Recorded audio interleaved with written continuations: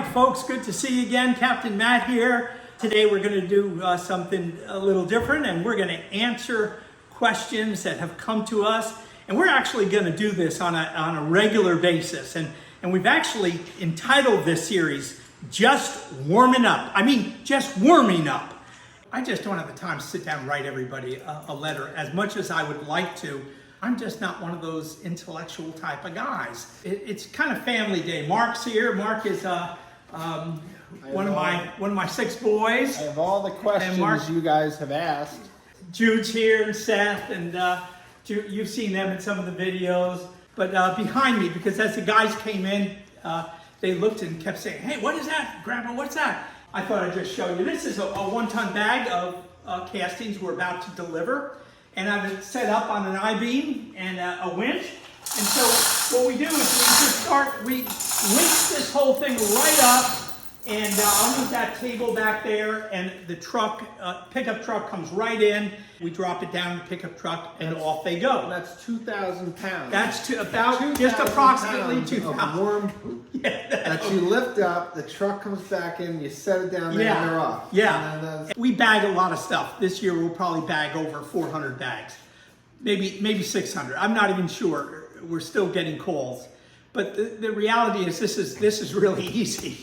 You just put it in the bag and back the truck in, and you're all set. And we got another one over here ready for bags. We're going to start bagging there, and then I've got this is sifted castings, and we have another bin that's all ready to be sifted, and so we'll have plenty of goods for plenty of worm castings for everybody.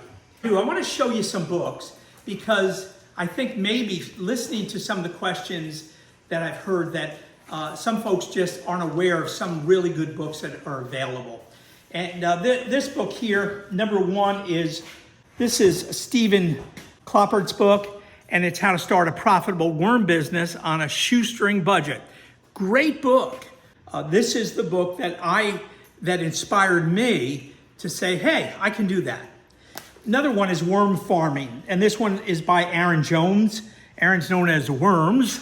And Worm Farming, Practical Guide to this Unique Form of Natural Composting. Great book, extremely informative. Dion Roser, and it's Worm Farming, an essential guide to vermiculture, vermicomposting, and making worm bins. And folks, I want to tell you something.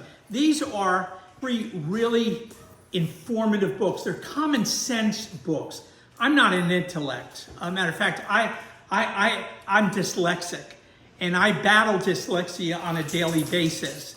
And for me to read a book is not the easiest thing for me.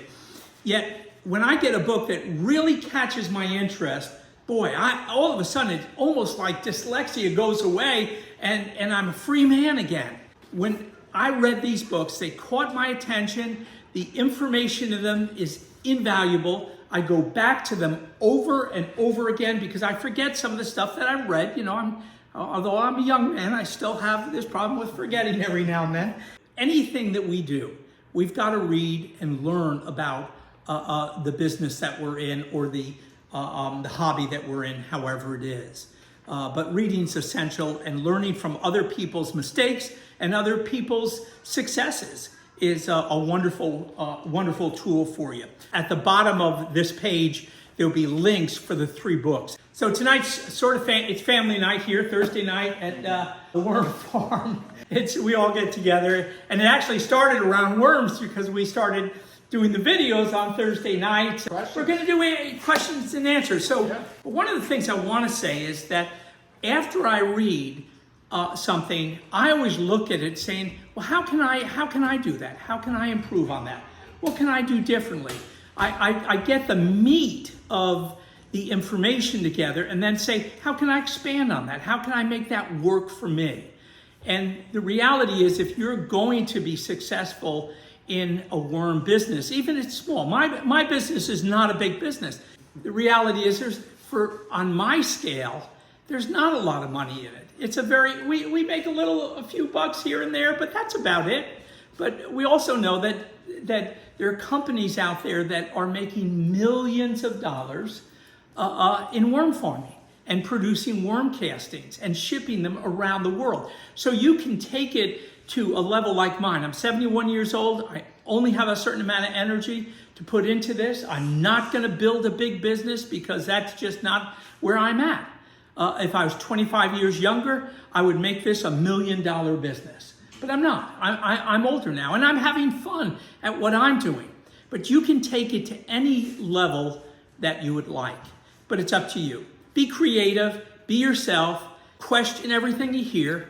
You'll learn. And if you have a passion for worm farming and for producing castings, especially if you have your own gardens, that is my motivation.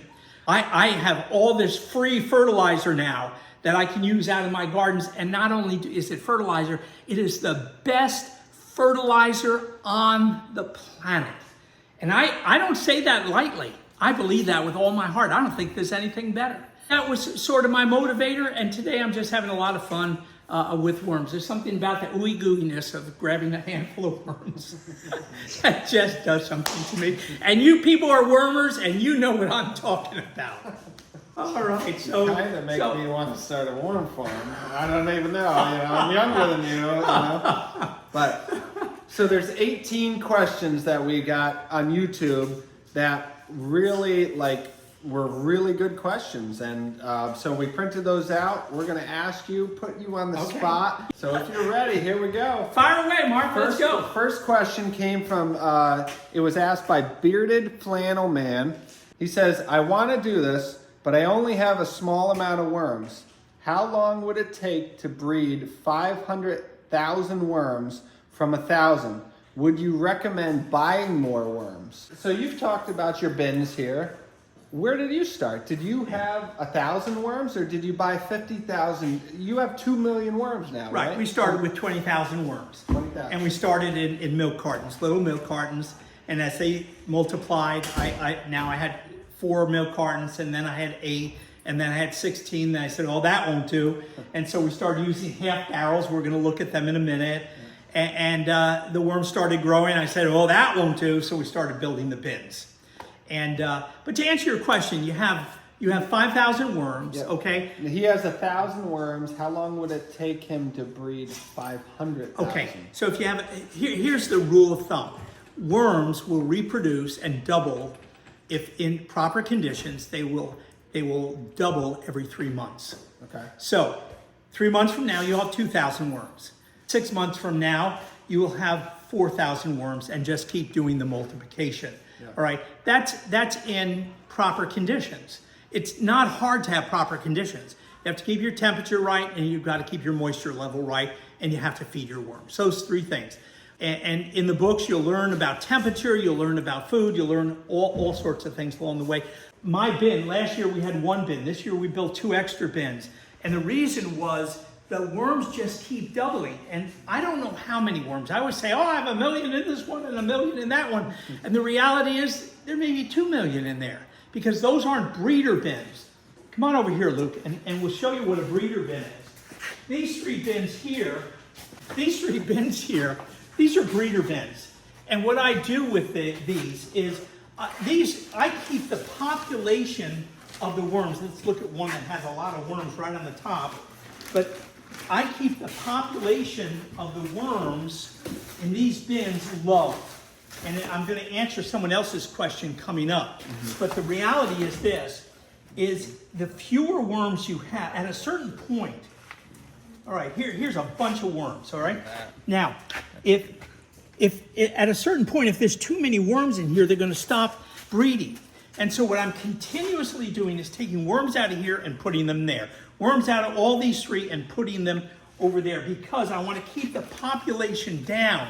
If you put a limited number of worms in a bin, they look at each other and say, we better start reproducing, we're going extinct.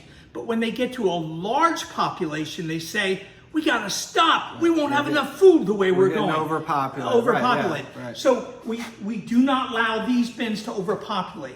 These bins here, I let them overpopulate all the time. And they're overpopulated for a reason.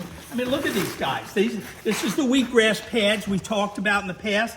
But there's so many worms in here. Just put a little food up and they come up. I'm sometimes a little scared if I put my hand in, I'm gonna come up with bones because they're gonna eat all my flesh. There's so many of them.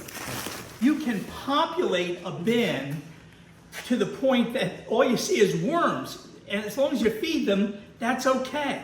But they won't breed. These will not breed. Those will not breed. Those are my breeders over there. So give them space. Give them space. That's the thing. Yep. Okay. All righty. Next question is from Callie's Crafty Corner. She says, which worm would be better for making worm castings, which is what you're doing? Right. She names a couple worms here. Red wigglers, European night crawlers, African night crawlers, or Canadian night crawlers. Okay. So you have all these different like worm bins here. Are there different worms? Or No, are these they're not. Like... I have two different kinds of worms. We use red wigglers and European night crawlers. And I have them mixed. The red wigglers feed on the top. They're generally top feeders, whereas the European night crawlers they'll go deeper and they'll eat a lot of the stuff that's left behind. The other two, the African night crawler and what you mentioned, the Canadian night and the crawler. Canadian night crawler are two that I can't speak on them because I don't know enough about them. I know people that use them, but there are also, we have to understand something. We have a lot of night crawlers. We're in upstate New York, and on a hot night, if you go out and you spray your lawn down really well and come back in an hour, you're gonna have night crawlers all over your lawn. Right. And some people go out and gather those. They're great for fishing, but they're not good for breeding. And they don't breed in captivity as well, and they'll die eventually. Whereas these guys, they have a 7 to 12 year lifespan, and they're continuously eating. So the two most popular worms that are used are red wigglers and European night crawlers. I choose, now some people may disagree with me, I choose to mix them. That's actually a good combination. If you know one is good on the top and one is good on the middle. Right. It sounds good deal. To me, at least. Sounds to me like too. It's a good combo. I'm not in the bin. I can't tell you Right, what's you going can't on tell down what there. they're doing, right. But and they look so much alike that if you pick one up, you'll say, "Boy, that's an awfully big red wiggler," and then you say, "Oh, it's not a red wiggler. It's a night crawler. It's a European night crawler, yeah, right?" And then you stop and say, "Well, maybe it's a big." Yeah. You know, they look alike so much. It's hard to tell. Okay. Next question is from David Dockstader, and he says, I'm starting to think about what I want to do with my retirement. Oh, it's kind of like you. Yeah. Following in your footsteps seems like a logical answer. I still have a couple of years to think about it. I have 3,000 red wigglers, and that might be a good place to start. So that was sort of answered in the, a little bit of the one before, but right, it's a sort of a retirement thing. Like, yeah, it's great. Is it more about just keeping you busy, or is this like a little bit of income for you in retirement? Yeah, it's both. Okay, I just have a lot of fun. Again, my initial involvement with worms was raising fertilizer for my garden. As I started doing it and reading more and more, then I started realizing, hey, there's some income here. I'm retired. I can use it. Listen, we have a reasonable retirement, but I can always use a few extra dollars. And so that's what we're doing. So to answer, it's active too. Yeah. And to answer, who was that was from David Dockstader. Yeah. So David, you're getting ready to retire. Now's the time to build your herd. Okay, worms, it's a funny word, you'd think a herd is horses, but worms are called, they travel in herds. And now's the time to build your herd and work on getting a good number of them. And then when you retire, you can, if you're a gardener, you use it all in the garden, or if you want to start a business, start it. I have, right now, I'm dealing with 12 nurseries, and the nurseries are, I will probably, just for those 12 nurseries, do 300 bags for them, and maybe as much as 200 bottles of worm tea, and we'll talk about worm tea another day. Mm-hmm. But so now your situation is create a situation so that you can create a large population of worms. A large population of worms can turn this into worm castings much faster than a small population. The more worms, the more poo. Simple as that. So I would say, yes, definitely start now, and then you can figure it out in a couple of years. But right. At least you have the option in a couple of years to figure it out, because you'll have you'll have the worms to do it if you want. If not, Yeah. then Did I give you my franchise agreement on the no, worms? Because you sound like you really want to get into this. I do. Well, I'm a young guy, like you said you needed. All right. So next question is from David Thompson, and he says, "What do you do with the cocoons exactly? Do you put them in the big bins?" Okay. Yeah. So you talked about cocoons when you were using this sifter. The shifter. Right. Yeah. Yeah. The shifter. Yeah. So Yeah. what do you do with the cocoons? Okay, so David, I right now I don't have it, but at one point I had 80 breeder bins, and I was using the shifter at that point to separate the worms, the cocoons, and the poo. And so, bottom line is this: is that in all my dealings, I have seen cocoons, but I haven't seen a lot of cocoons. So I'm not looking for cocoons. Now, some people separate cocoons and they have a special room for the cocoon and for hatching the cocoons. And cocoons are basically eggs, but they're actually shells for the eggs, and the eggs are inside of the cocoon. And some people do separate them because it's a great way to really populate, but it's far beyond anything that I wanted to do. So I'm looking for the babies. I want to know, when I dig in here, I want to know, where are the babies? And we're actually over there. When I'm in the breeder bins, I'm like, hey, where are the babies? And they're all over the place. They're tiny little things crawling. That makes me as happy as can be. Right. That's beyond the cocoons. That's after that. Correct. Right? Yeah. So I'm not, again, I haven't identified a cocoon probably in 6 months because I'm not looking for them. I use a wet soil. I keep my soil wet. The dirt's on the cocoon. It's hard to see them. And I'm too busy to be hunting for them. I know they're there if I see all the babies. Yep. All right. Gotcha. Good. Good right. question, Dave. Next question is from Tim Mooney. He says, "What are you feeding to the breeding buckets?" Okay. So Tim, to the breeding buckets, some folks, and I don't do this, but some folks that do breeding buckets, as they mix food in with it. I've done it. I tried it. And the temperature in the buckets got a little too high for me. It scared me. So I top feed my breeder buckets. I go by on a daily basis and just go around, sprinkle a little food on the top. Again, I have a mixture of European night crawlers and red wigglers. So we're getting a good mix of worms. When I pour the breeder bins, the breeder buckets out onto the Brockwood shifter, I see worms in the middle and the top. They're definitely all through the bedding. Nice. Gotcha. Okay. All right. Next question is from Sandy Lemke, I think. Hey, Sandy. And it says, "In the video where you were setting up the continuous flow bin, you said the worms stop breeding at some point, and then you go to your breeding bins. Could you either explain this, and why would they stop breeding, and what is significant about the breeding bins?" Okay, so Sandy, we already answered that just About a few the minutes space. ago. Give them Right. space. If Yep. they're overpopulated, they stop breeding. Yep. If they're underpopulated, they'll breed. In the production buckets or the breeder buckets, the recipe is 1 gallon of bedding per 100 worms. If that's your mix, you're going to get a lot of breeding going on, okay? Because they think that they're going extinct and they have to reproduce. So again, breeder buckets, keep your population low and get them into your bulk bins. These are bulk bins, but they're also continuous flow bulk bins. So it sounds like there's just two different reasons why you do it. You're not doing the breeder bins to get castings out of. Correct. You're literally doing that to get more worms to put Right. in there and then let them sit and create your Right. castings. Take the mature worms and sometimes babies and bring them over here Gotcha. and keep that low so they just keep breeding. And I watch to make sure they're breeding. One of the ways I found it really interesting, if you're wondering if they're breeding or not, put a piece of bread in, white bread, Wonder Bread would work great, wet it down, come back in 4 days and lift it up, and you'll see babies, for some reason, love Wonder Bread. The kids love Wonder Bread too. I was thinking of putting Skippy peanut butter on it, but I think I'll wait on that one. But you'll pick it up and you'll see all the babies in there. Gotcha. Yeah. Nice. All right, next question is from Jeff Beasley. He says, "How often do you harvest castings, and how much do you typically get in each harvest?" Yeah.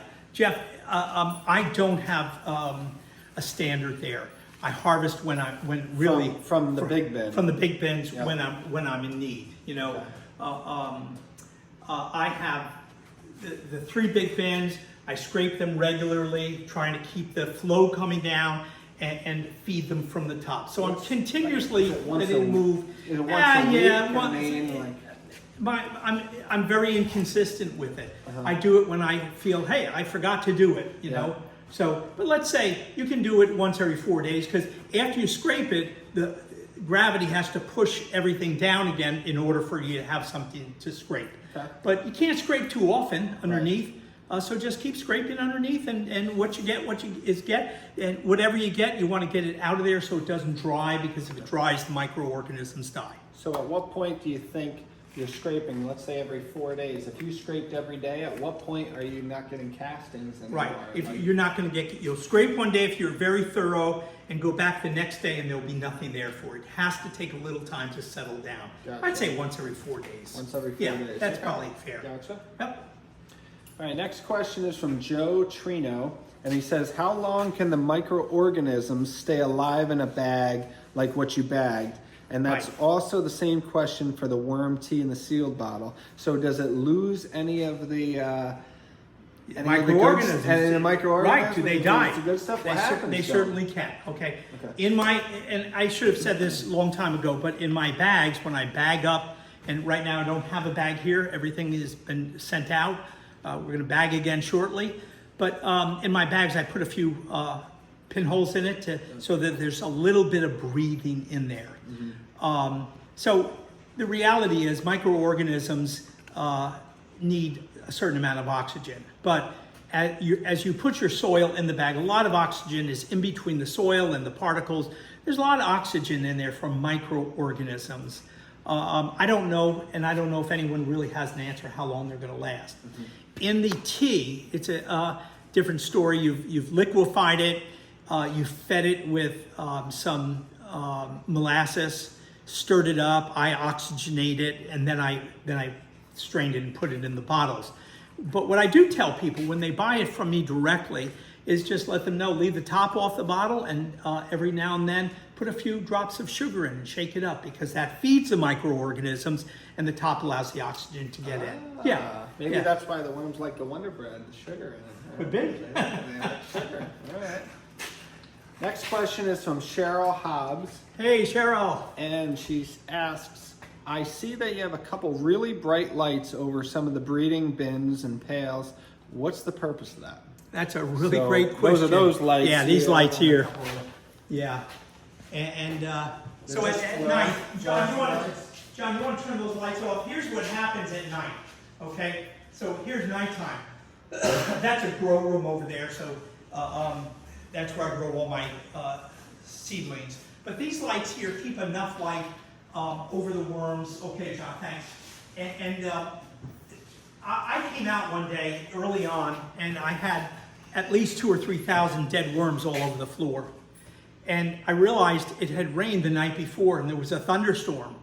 When you get a low pressure system and rain comes, worms love to migrate, okay? And even if there isn't a storm, worms have a tendency to migrate. And so I keep lights up there so that they don't migrate, because worms, It's daytime. not only that, they hate light. Oh. They can't handle the light. And so the lights to keep them in their bin. Someone will ask the question, I had lights underneath one of the bins, and I was just testing it to see, because sometimes some of the worms would come down when I was raking. The worms were too close, and I thought maybe if I put a light underneath, it would push them back up a little bit. But the lights are definitely to keep the worms contained. keep the worms in their bin, in their place. And ever since I've done it, it's worked 100%. Nice. Yeah. Next question is from James Hayward. Hey, James. Very similar. It said, I noticed in the video they have the lights under the worm bin. Right. Is that to add heat to the bin? My totes are steady 60 degrees. I would like to get them a little warmer. Yeah. So what do So- you keep the temperature here Right. in your worm Okay. your worm barn? Well, first I'll answer the question. Light was not for heat, because Okay. these Keep things them give very contained. little heat. We keep this at 62 degrees. And 62 degrees, that's year- winter. year-round, Well, in the or- summer, I keep the doors open, so if it's 90 outside, it gets 85 in here. Yeah. If it gets too hot, I turn the fan up. I have Yeah. another exhaust fan to pull heat out. So no colder than 62. 62. Yeah, 62. But Yeah. the truth of the matter is at 62, they're extremely active here. Yeah. Extremely active. And remember something, even when warmer weather comes, let's say you have a heat wave in 3 days, you're in the 90s and the doors are open, it takes weeks to get the temperature in solid mass to match the temperature out in the air. Right, yeah. Okay. So 60 degrees is a good, I think it's a good temperature. Again, if you don't see activity, raise your temperature up a little bit. I keep thermometers around. I just put them aside to wash them, but I'll keep thermometers around to see where temperatures are. And every now and then I have a compost thermometer, and I'll go around and test the soil, see what the temp is. Nice. Generally, it's pretty good. Nice. Yeah. Next question is from Kenny Red, and he says, Captain Matt, you have the best worm design on YouTube. What is the spacing on the piping? So I'm guessing in the continuous flow bin, the piping Right. underneath. How Okay. do you space that so you can rate it? I'm using 3/4 inch PVC pipe as the pipes. Here's an example. What I do when I put a pipe down, I stick another pipe in between the two, and it keeps me a consistent 1 inch. You have a 1 inch space. That 1 inch gives you space. plenty of room to put your rake in there. Yeah, And I've learned by mistake. Someone's going to mention the ropes over here. Yep. And the reality is I spread the pipes. That was my first bin. I spread them too far apart, and everything was dropping down. So I weaved rope into that bin while it was filled. I just don't ask me how it did it, because I was just so determined I was not going to fail on this that I roped it. But now I've gotten it down to 1 inch is a really good thing. Keep your bedding moist. If it's not moist, the reality is it will start to crumble and it will drop through the 1 inch. So you've got to keep a pad, and the pad will settle down. You don't want it soggy, you don't want it wet, you just don't want it to dry out. Right. Okay? Gotcha. Next question is from Lori Nolan. Hey, and Lori. She says, hi, Captain. Do you have the black 4 mil liner on a roll, and what size? Okay. I'm guessing So, is that yeah, Lori, that's the liner? it's a 4 mil black polyethylene, and I buy it in large sheets. I think I buy a roll of 10 foot wide. Okay. And I lay it out on the floor, and I cut it so that this one here actually loops under and goes under this board, but it comes down to about here and right here, which is 24 inches. And so I cut it to fit. Yep. Okay. Comes in a roll. Next question is from Dee, and she says, that was the question you answered. On your old bin, did you hold the pipes in with rope? So Yeah. it wasn't about holding It wasn't the pipes, right. it was changing your Yeah, spacing. not a bad idea. You could hold them in with rope, Right. but it'd be like a rope bridge over. Yeah. Yeah. Next question is from Cheryl Hobbs, and she says, good day, Matt. I am just wondering if you ever find pot worms in your bins. I have a few, and I'd like your thoughts on critters to watch out for. Which ones are beneficial, and which ones should we watch out for and not have? Yeah. Okay. I think. What is a pot worm? Yeah, a pot worm. You know, a pot worm is a little white worm that I thought early on when I had pot worms. I said, "Oh, look at all these babies," and then I really looked closer. This is early. They're cocoons. You know, they were pot worms. They weren't baby worms. And they were pot worms. So I started investigating. Pot worms are as harmless as can be. And the reality is, as I kept mixing and sifting and moving things around, I haven't seen a pot worm now in over a year and a half. But I had them. I had a large number of them early on. No, they're not gonna as I started moving and sifting, they went away somehow or another. In the book, all 3 books have a page just for critters that are a problem. So a good thing to read there. Cheryl, I'd like to answer the question, but honestly, I forgot. I don't have problems with them, but that in all 3 books it answers that question for you. Gotcha. Yeah. Gotcha. Great question though, Cheryl. Next question. Are you able to feed your red wigglers spent brewery grains, or do you need to mix it with other materials? Wow, that is a really good That question. is brewery. And the reason is because we have so many breweries around here. I'm going to go see the brewers and if you find can out get what that. they're doing with their grains. Right. Yeah. Certainly, you don't want anything that has alcohol in it to be in. But even if it has alcohol in it, you can lay it out on out in the sun, and the alcohol will evaporate. So you can use any grain. Worms love grain. Period. So what's in grains? Like, what do worms need? Like, what are they going for? What's in the grains that the Right, worms we feed covered on? that in one issue where I shared everything that I put into Captain Matt's feed. Gotcha. Yeah, Okay. yeah, Yep. and they're all grains, Yep. is what it is. Gotcha. So, but I'm going to go find out because there are a lot of hops and a lot of barley Yep. and a lot of different. These days, everyone's using rice and wheat and all Yep. sorts of things for for making their beers. Especially if it's free, and you can. Oh get it yeah, as a no, waste they might even product. pay me to take it out. I might yeah. start a service. You know. Yeah, right. Good question. Yeah. All right, next question is from Alan Coyle. And he Hey, says, Alan. when you apply your worm chow, how do you apply it evenly, and how are you controlling the moisture to wet your feed? Alan, what I do is I spread it very sparingly on the top because if you put too much chow down, it'll get moldy if it's not eaten fast enough. So I sparingly put it down. I take a watering can and lightly moisten it so that it absorbs the water, softens up so the worms can go right for it. And boy, do they love it. They love grains, I'm telling you. Really, I mean, if you're concerned about over moisture, just take a spray bottle and spray it, get some moisture into the feed. Sprinkle it lightly. If I go back 2 days after I fed them and go to feed them again and I still see grain on the top, I don't feed them. I wait, it's like teaching a kid how to Do you obey at the table. Right. Eat your food Right. or you're going to have it tomorrow night for dinner. Right. Do you re-spray or re-moisture? No, just one Yeah. time. One time. Okay. You don't even have to moisten because the moisture in the bed will eventually get up there. But I want the worms to get right into it, so I give them a little bit of water. Gotcha. With continuous flow bins, moisture is not a problem. The only problem that comes up is if it gets too moist and you're going to sift, you're going to have to put it out somewhere and dry it out. Right. And I've done it. I've covered the entire floor with castings just to dry them out because they were way too wet to put through the sifter. Yeah. Gotcha. All right, next question is from Debbie Dykes. She asks, will ryegrass work or does it need to be wheatgrass? We grow worms and we sell them for fish bait. Okay, so that's a little Right, different, yeah. but it's still the same process. Same thing. You're You can feeding use- worms and growing worms. Right. Yeah. The whole idea, when I use wheatgrass, first of all, I've been juicing wheatgrass for 20 years, on and off. So I know how to grow wheatgrass real easy. But if I didn't have any wheat, I probably could put barley in there. I could put, what did she mention? She asked wheatgrass. Okay, but she said Ryegrass. ryegrass, any grain, okay, Okay. will germinate. I've actually tested, I put rice, I put wheat whole, right, not even touching it. Just put it on the sides.